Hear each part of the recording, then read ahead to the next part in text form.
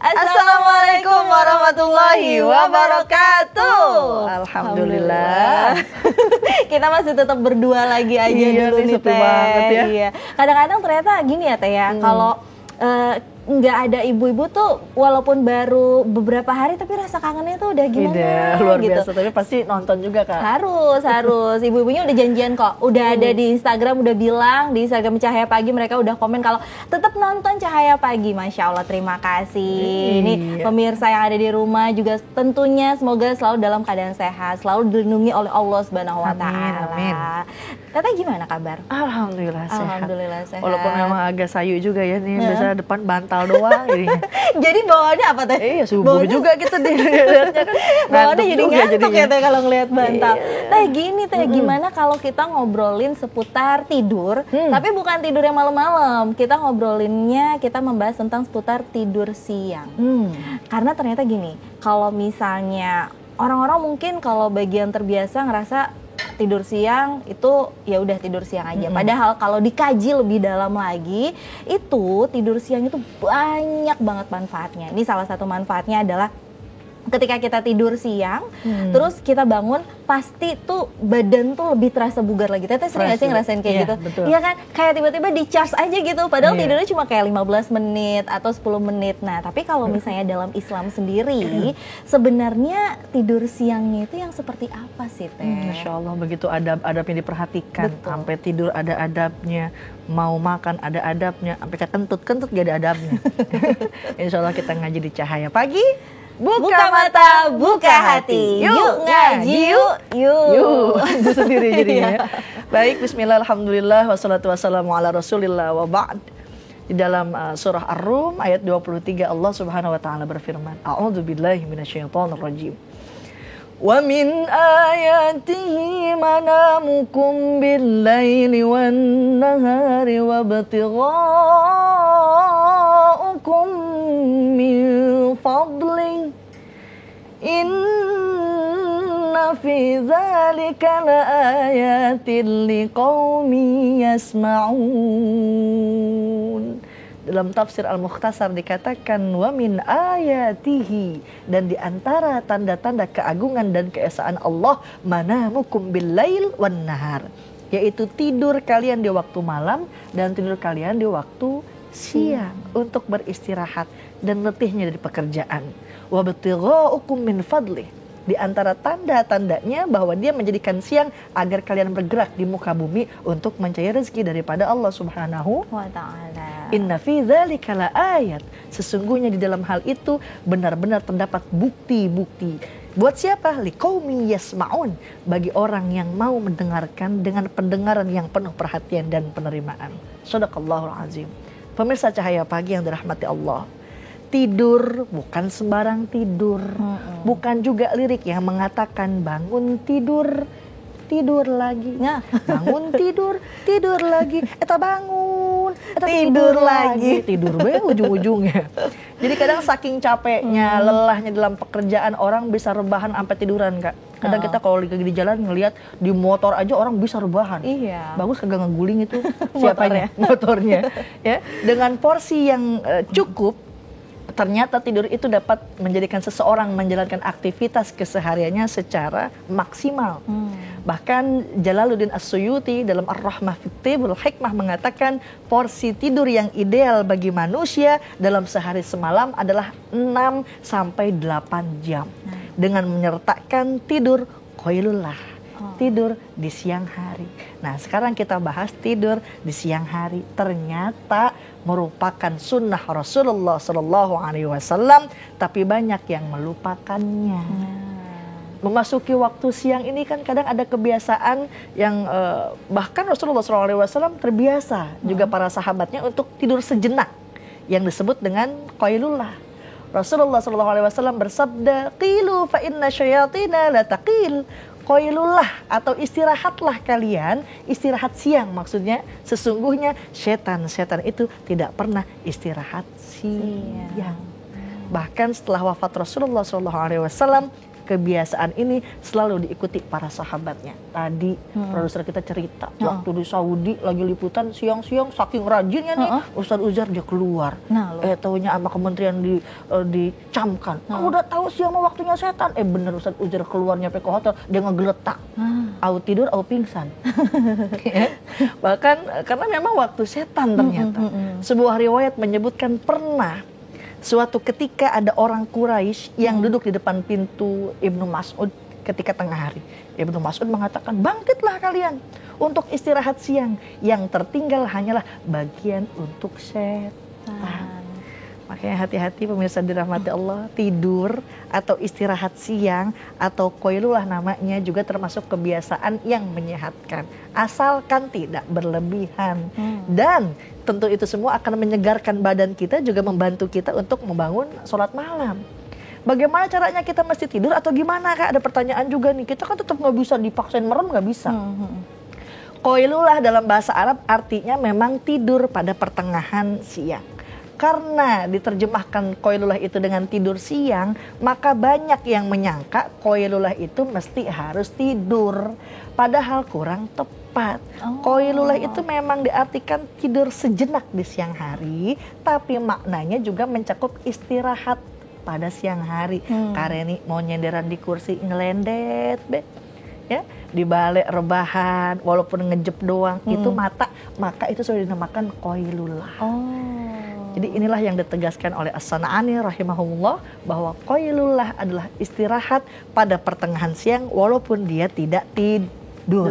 Tapi yang terpenting niatkan itu semua untuk ittiba sunnatur Rasul sallallahu alaihi wasallam, ngikutin sunnah Rasul agar kita dapetin pahala dari Allah Subhanahu wa taala. Begitu sempurna agama kita Kak, mengajarkan adab-adab diperhatikan, dimulai tidur, bangun tidur, mau makan, selesai makan, masuk kamar mandi, keluar kamar mandi. Tadi udah bilang, sampai kentut aja ada adabnya. Itu dia. Ya. Imam Ghazali mengatakan dalam kitab Adab Fiddin, adab tidur ini pertama bersuci sebelum tidur. Yang kedua, tidur di atas sisi kanan. Nah, itu nyelendek kita ke kanan. Berzikir kepada Allah.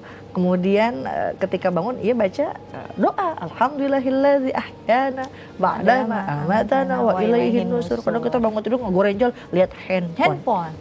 Update status. Baru bangun tidur nih. Karedi banget kayaknya nih. Jadi semakin cukup seseorang tidur, semakin besar pula kemampuan tubuh untuk bisa aktif bekerja setelahnya. Sehingga bisa menjaga daya tahan tubuh dan kesehatannya. Dalam bahasa Arab malah ada peribahasa yang mengatakan inna aqallan nas, kalau orang yang paling sedikit tidurnya maka dia paling pendek umurnya. Nah, tuh. Tidur aja terus deh kalau kayak gitu. Jadi pendek umur dong ya.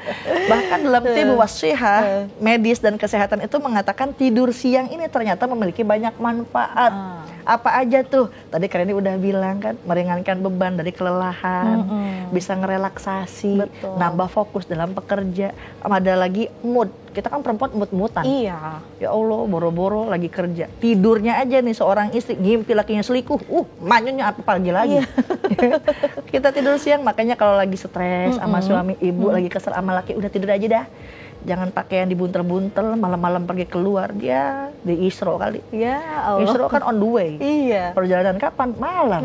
Rasul Isra dari Masjidil Aqsa, di Masjidil Haram ke Masjidil Aqsa. Isra malam-malam. Karena ini kalau malam-malam kesel sama laki, keluar Isra.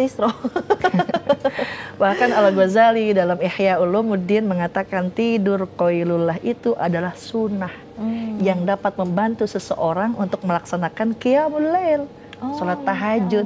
Seperti halnya sahur, hukumnya itu sunnah yang berfungsi untuk membantu seseorang berpuasa di siang hari. Jadi mudah-mudahan dengan kita mengikut sunnah Rasul menjadikan hidup kita lebih sehat, lebih bernilai pahala tentunya di sisi Allah Subhanahu wa taala. Jadi qailullah itu bukan berarti dia ngegorok aja tidur, ya.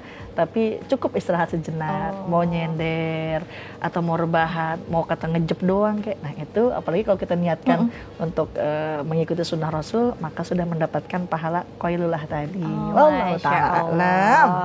Tapi memang sih Teh, kalau misalnya ngomongin tentang istirahat siang atau tidur siang atau tadi qailullah ini ternyata sunnah yang dilupakan punya banyak manfaat. Sebenarnya ini kalau sudah banyak perusahaan-perusahaan atau di luar negeri gitu yang memang juga sudah memberlakukan itu kepada karyawan-karyawannya. Bahkan nih aku boleh cerita sedikit, di Jepang ini sudah ada yang dia itu kayak perpustakaan, tapi perpustakaannya juga ada tempat tidur untuk tidur siang. Masya Allah. Iya. Trans 7 juga kayaknya ada. Ada ya, kita cari ya nanti. Apa berapa sono tuh tidur mulu. Nah, yang jadi penasaran tuh kayak gini teh. Ini kalau ngomongin tentang istirahat siang atau qailullah itu sendiri, waktunya, ini tuh waktunya kapan teh? Apakah sebelum zuhur atau sesudah zuhur atau gimana? Iya, pertanyaan bagus banget emang, karena siang bingung jadinya mau habis zuhur apa setelah zuhur ya. Ada ulama yang bilang sebelum zuhur, ada juga yang bilang setelah zuhur. Syarbini rahimahullah menjelaskan bahwa qailullah itu adalah tidur sebelum zawal. Apa tuh? Tergelincirnya matahari atau sebelum waktu zuhur. Sedangkan menurut Al-Munawi, beliau mengatakan qailullah itu adalah tidur di pertengahan siang ketika zawal tergelincirnya matahari atau mendekati waktunya itu. Jadi baik sebelum zuhur ataupun setelahnya. Namun lebih tepatnya waktu qailullah itu adalah setelah zuhur. Sebagaimana riwayat dari Sahal bin Sa'ad, beliau berkata, kami dahulunya tidaklah melakukan qailullah atau tidur sejenak di siang hari dan makan kecuali setelah sholat Jumat di zaman Nabi SAW. Sholat Jumat kapan? Habis zuhur. Makanya dilakukan setelah zuhur. Dan riwayat ini pun dipertegas oleh Anas bin Malik radhiyallahu an. Mereka atau para sahabat dulu biasa melaksanakan sholat Jumat, kemudian istirahat siang atau qailullah.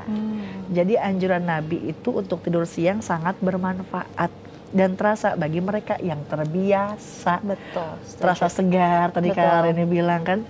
Terus juga lebih berkualitas. Bahkan para ahli medis juga berpendapat bahwa qailullah itu bisa bermanfaat kalau dilakukan di waktu yang tepat. Kapan tuh waktunya? Ada mungkin sekitar jam 12.30, jam 13, jam 15, jam 3 sore ya. Itu bukan berarti 3 jam kita tidur. Itu pilihan aja. Mau tidur setengah 1 atau jam 1:15 dah. Pokoknya batas sampai jam 3 aja. Ya. Yang kedua, tidak dalam waktu yang lama. Tidur siangnya yang singkat. Dan para ahli biasanya merekomendasikan durasi tidur itu paling lama 20 sampai 30 menit atau 40 menit ya. Dengan durasi ini mengurangi resiko penyakit jantung, enggak, stroke. Kadang kita kalau ketemu jalan yang ajlug-ajlugan, stroke jalannya. Ya buntu jadinya, ya kan? Melindungi otak dari pengolahan informasi, dan hal ini pada akhirnya akan meningkatkan konsentrasi kita dalam bekerja. Yang tadi Kak Reni bilang, perusahaan-perusahaan udah menyiapkan waktu tidur siang. Yang ketiga, di tempat yang tepat. Sebaiknya tidur siang ini di ruangan yang cocok untuk tidur. Misal, ruangannya nyaman, tenang. Tapi harus terang, karena siang. Kecuali kalau malam. Kalau malam tidurnya, sunnahnya digelapin lampunya ya. Namun tidur siang itu juga bisa malapetaka, terutama jika dilakukan lebih dari 1 jam. Kan suka puyeng jadinya. Iya, benar-benar. Kadang bangun tidur langsung nyari rujak. Karena pusing, padahal karena kebanyakan tidur. Sehingga bisa menyebabkan lemah, letih, dan letoy. Letoy. Oleh karenanya tadi di negara-negara maju sudah diterapkan perusahaan-perusahaan kan untuk ada istirahat siang ya. Sudah ada malah 6% tempat kerja di dunia itu menyediakan untuk tempat tidur siang. Masya Allah, inilah rahasia waktu yang diciptakan Allah Subhanahu wa Ta'ala, dan ibadah yang dianjurkan di dalamnya. Sebuah amalan yang ringan namun manfaatnya luar biasa. Bisa dirasakan langsung dan bahkan kelak mendapatkan ganjaran daripada Allah Subhanahu wa Ta'ala. Allah Ta'ala.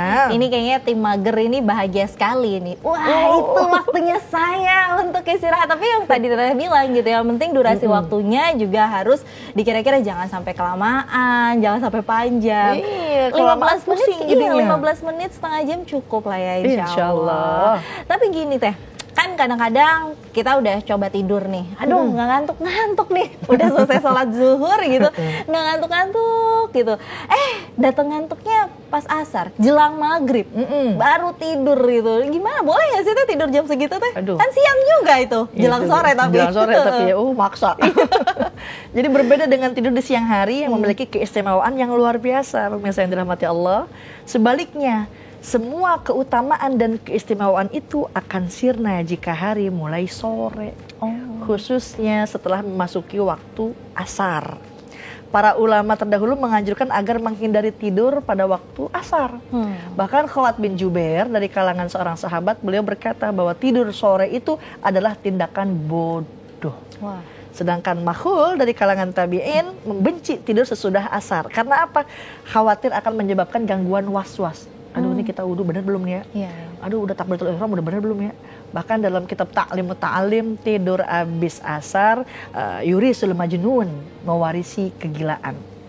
Pernah nih pemirsa, lagi ngisi pengajian ada kiai bilang jangan tidur sore, ntar bisa jadi gila. Dasar jamaah, bener dipraktekin. Dia tidur dari abis asar, bangun-bangun jam 12 malam. Nah lu, Dia bangun, kagak gila. Wah, ini Ustadz ngomong doang. Kan sekarang banyak yang protes. Menyantuni anak yatim, mengusap rambut anak yatim, banyak pahalanya. Lagi mana kalau anak yatimnya botak tuh, begitu. ada aja komentar ya. Ustaz, kita kalau lagi ada wudhu, terus kita kentut, kita batal nggak Ustaz? Ya batal. Kalau batal, yang dibasuh muka apa mana? Ya lu. Dasar emang Ustadz kagak kehabisan akal yang baik juga Ustadz. Kira-kira kalau ente kentut yang malu muka ente apa mananya? Yang mana? Ya, oleh karenanya dia protes, datang malam-malam ke rumah Ustadz. Ustadz, katanya kalau tidur sore bangun malam ntar jadi gila. Nih kita kagak gila. Wah, Ustadz ngarang nih ya, emang Ustadznya hilang akal apa enggak, kata itu Ustadz, mana ada malam-malam gedor-gedor pintu, mana ada orang lagi tidur gedor-gedor pintu, kalau bukan kagak gila. Jadi Ibnu Muflih dalam kitabnya memakruhkan seseorang tidur sesudah asar karena khawatir akan kesehatan akalnya. Bahkan Ibnu Qayyim lebih tegas menyatakan tidur sore hari adalah buruk dan dapat menimbulkan berbagai penyakit dan bencana. Jadi waktu asar mah bukan buat tidur, tapi buat sholat. Bahkan Imam Bukhari Muslim meriwayatkan para malaikat malam dan malaikat siang silih berganti mendatangi kalian. Dan mereka berkumpul pertama saat sholat subuh dan asar. Kemudian malaikat yang menjaga kalian naik ke atas hingga Allah Ta'ala bertanya kepada mereka, ya para malaikat, walaupun Allah itu maha lebih tahu, dalam keadaan apa hambaku sedang kau tinggalkan? Kalau subuh kata malaikat, lagi sholat subuh. Kalau asar kata malaikat, lagi sholat asar. Tuh, masa ya Allah nanya malaikat, emang hambaku lagi ngapain ditinggalin? Lagi ngorok. Ya, jadi mendirikan sholat pada saat seperti ini merupakan amalan yang baik.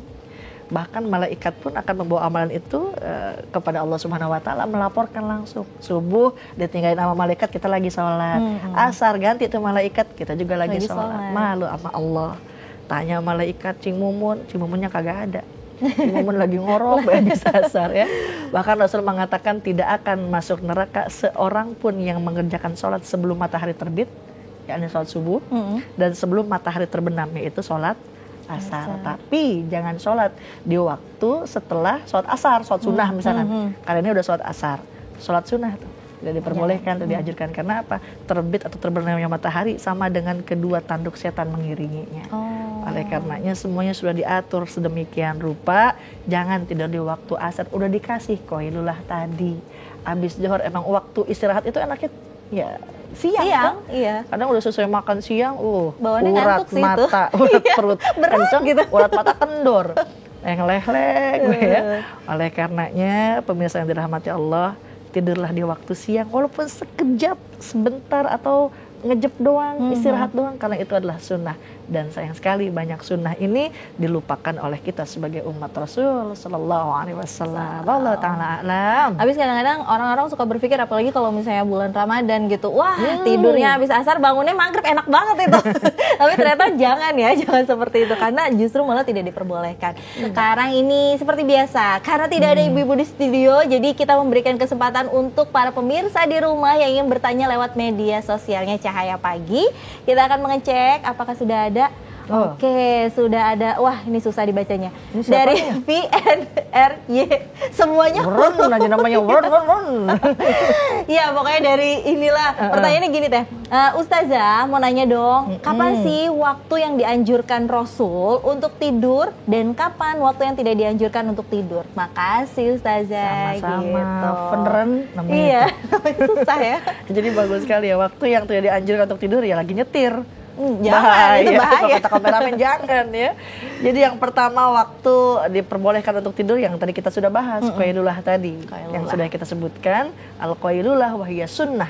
Tidur qailulah itu adalah sunnah yang dapat membantu seseorang untuk melaksanakan qiyamul lail. Kapan tuh waktunya? Tadi setelah zuhur. Mau 10 menit kayak 20 menit, 30 menit, mau ngejep, mau tidur beneran ya. Kama tahib terserah ya. Yang kedua, syara pun menganjurkan agar seseorang menjadikan waktu malam sebagai waktu untuk tidur dan istirahat. Bukankah dalam Al-Quran dikatakan waja'alna al-laila libasa waja'alna an-nahara ma'asya, dan kami menjadikan malam sebagai pakaian, artinya waktu tidur, dan kami menjadikan siang untuk mencari penghidupan dalam surah An-Naba. Jadi malam dipakai tidur, siang dipakai buat kerja. Dan ada tidur juga yang tidak dianjurkan. Tadi udah kita bahas lagi setelah asar. Ya, setelah sholat subuh. Kenapa sholat subuh nggak boleh? Karena dalam kitab ta'lim pun dikatakan yurisul fakri wa yurisul jahli. Tidur pagi habis sholat subuh nih ngegeletak tidur itu malah bakal mewariskan kefakiran dan kebodohan. Karena apa? Di mana Allah Subhanahu wa taala memberikan rahmat, memberikan berkah di pagi hari, contoh 100 ekor burung merpati dilepasin, itu akan hinggap di dahan yang paling tinggi atau di pohon yang paling rindang. Gimana mau dapat berkah kalau tidur di waktu pagi. Yang kedua di waktu asar. Karena apa? Dalam hadis riwayat Dailami dikatakan menama ba'dal asr. Barang siapa tidur setelah waktu asar lalu hilang akalnya, maka jangan pernah salahkan kecuali pada dirinya sendiri. Tadi yang udah dibilang tuh, ngebuktiin katanya kagak gila. Malam-malam dia gedor-gedor. Kadang pernah juga dulu waktu pas masih kecil ada teman saya tidur abis asar, dia bangun tidur mau maghrib langsung pakai sepatu. Nah, mau kemana? Mau sekolah. Dia kata dia pagi ya. Dan yang ketiga adalah tidur sebelum melaksanakan sholat isya atau mungkin sebelum maghrib atau setelah maghrib. Dalam salah satu hadis dijelaskan kana yaqrahun naum qabla al-isya, sesungguhnya Rasulullah SAW tidak senang tidur sebelum sholat isya dan berbincang-bincang setelah sholat isya. Sebab dimakruhkannya tidur sebelum melaksanakan sholat isya, khawatir akan habis waktu isya karena tidur terlalu lama. Seperti halnya kebiasaan kebanyakan orang nih Kak, tidur di malam hari namun belum melaksanakan sholat isya. Bahkan Haji Rom, tahu Haji Rom? Gak tahu. Haji Roma Irama mengatakan kalau terlalu banyak begadang muka pucat karena darah berkurang, bila sering kena angin malam segala penyakit akan mudah datang. Tuh makanya jangan begadang, dari itu sayangi badan, jangan bergadang setiap malam. Jadi yang jelas pembagian waktu menurut Imam Syafi'i 24 jam dibagi 3. 8 jam buat kerja, 8 jam buat istirahat termasuk qailullah tadi, dan 8 jam untuk ibadah. Jadi tidur yang dianjurkan tadi sudah disebutkan ya. Yang nggak boleh ya tidur lagi nyetir, lagi syuting begini kita nggak boleh tidur. Ntar jamaah bengong juga melohok. Ya mudah-mudahan kita dapat mempraktekannya agar menjadi sunnah dan dapat pahala daripada Allah Subhanahu wa taala. Amin. Ya rabbal alamin. Jadi jangan tidur pagi-pagi, jangan juga tidur sore-sore, jangan juga tidur setelah Isya. Nah, oke, baiklah. Nah, sekarang ini ada lagi pertanyaan dari Instagram. Tunggu sebentar. Cering. Belum juga nih Kak. Ada nih. Oh, sudah ada. Ini dari Dani Prabowo. Pertanyaannya gini, Teh, saya tuh suka tidur siang. Tapi ternyata saat tidur siang tuh saya suka mengalami rep-rep rep-repan. Ada nggak sih amalan saat mau tidur siang biar nggak terjadi lagi? Rep-repan. Rep-repan tuh ya ngerep gitu. Iya memang kadang suka terjadi begitu. Terjadi lagi tidur nggak bisa gerak. Matanya berat banget buat melek. Kaki kayak ada yang indiin. Pas melek bener aja lemari jatuh kagak berasa. Jadi ulama mengatakan ada dua hal. Kalau emang kita nih ketindian ibaratnya. Rep-repan lah istilahnya. Yang pertama bisa jadi karena gangguan jin atau setan dari sebelumnya, makanya kita dianjurkan untuk berdoa, berwudu terlebih dahulu, berzikir sampai lelap, insya Allah itu nggak akan keganggu. Yang kedua mungkin Mas Dhani Prabowo itu emang faktor kesehatan, darah rendah meren, kalau kata orang bisa jadi juga ya. Iya, makanya dianjurkan tidurnya miring ke kanan ya. Kalau terlentang nanti kelodan. Terlentang maksudnya. Biasanya kan kalau begitu kita saking lelapnya, betul. tidur ngablak begitu aja nggak bisa gerak ya. Ketika mengalami hal itu segera banyakin zikir, tenangkan hati. Tapi emang kadang susah. Bahkan dulu pernah guru saya mengatakan kalau emang rep-repan azan dah dalam hati, baca ayat kursi, insya Allah, karena itu ruh yang memang Allah kehendaki, seperti rasanya ditekan kan, susah ngap gitu jadinya. Dan ada selain amalan wudu, baca doa, zikir dan lain sebagainya, ada kisah nikah. Apa tuh? Yang Masya Allah bisa jadi pelajaran bagi kita, bahkan salah satu kunci untuk masuk dalam surga. Suatu hari ketika di masjid, Nabi SAW berkumpul dengan para sahabat, berbincang seperti biasanya dengan para sahabat. Seketika itu Rasul mengatakan, bentar lagi nih ada orang yang dirindukan surga. Bener aja, ada orang datang lakuin sholat. Setelah itu ya pulang. Besoknya lagi Rasul bilang, bentar lagi nih ada orang yang dirindukan surga. Bener orang itu lagi. Setelah sholat, ya dia pulang sampai ketiga kali. Salah satu sahabat Rasulullah SAW yang bernama Abdullah bin Amr, izin sama Rasul, ya Rasul, boleh nggak saya ngikutin si fulan ini? Karena ini saya penasaran. Rasul sampai bilang 3 kali ini orang dirindukan oleh surga. Ada yang mengatakan si fulan itu dari kalangan Ansor, ada juga yang mengatakan orang Baduy. Dengan alasan Abdullah bin Amr ini mengatakan, ya fulan boleh nggak saya ngikut? Karena saya lagi ribut sama orang tua saya. Kata si fulan, oh ya silahkan. Ngikutlah selama 3 hari nih. Si Abdullah bin Amr ini menginap di rumah si fulan tersebut. Si fulan nggak pikir panjang, silahkan dilihat gerak-geriknya nih orang, nggak ada istimewanya. Kata Abdullah bin Amr, sholat sunnah enggak, puasa Senin Kamis enggak, tahajud juga enggak. Tapi kok kenapa sampai dibilang Rasul orang ini dirindukan oleh surga? Setelah 3 hari itu berlalu, Abdullah bin Amr memberanikan diri bertanya kepada orang tersebut, ya fulan, emang amalannya apa sih? Saya ngeliat antum kok ini biasa aja, sholat biasa, puasa Senin Kamis juga enggak. Tapi kenapa Rasulullah mengatakan engkau nih orang yang dirindukan surga? Masya Allah. Si perempuan itu menjawab, aku memang tidak punya amalan khusus. Akan tetapi sebelum tidur, aku memaafkan semua hal yang membuatku sedih. Gak ada iri dengki sama orang, gak ada kesel sama orang. Oh ternyata ia mengamalkan daripada hadis baginda Nabi SAW. Maukah aku ceritakan orang yang membuat Allah memuliakan bangunan dan derajatmu di surga? Tentu ya Rasul. Yang pertama apa? Kamu sabar kepada orang yang membencimu, memaafkan orang yang menzolimimu, memberi kepada orang yang memusuhimu, dan menghubungkan silaturahmi kepada orang yang memutuskan denganmu. Tuh. Jadi orang tersebut susah juga maafkan kesalahan orang, memaafkan orang yang zalim kepada kita. Dan hikmah yang lain, si fulan menjaga lisannya tidak berkata yang sia-sia. Ketika Abdullah bin Amr itu mengatakan dia lagi ribut sama orang tuanya, nih fulan nggak pakai kepo. Emang apa sih? Itu kayak kita banget ya kalau zaman sekarang gitu. Emang apa sih sambil di kupingnya? Langsung kepo kan. Oh ternyata dia juga mengamalkan apa yang ada di dalam Al-Quran. Apa? Ya ayyuhallazina amanu ijtanibu katsiran minadh-dhann. Wahai manusia, wahai orang yang beriman, kata Allah, jauhilah sebagian besar daripada kamu itu zon, prasangka buruk. Inna ba'dadz-dzanni ismun. Karena sebagian prasangka itu adalah dosa.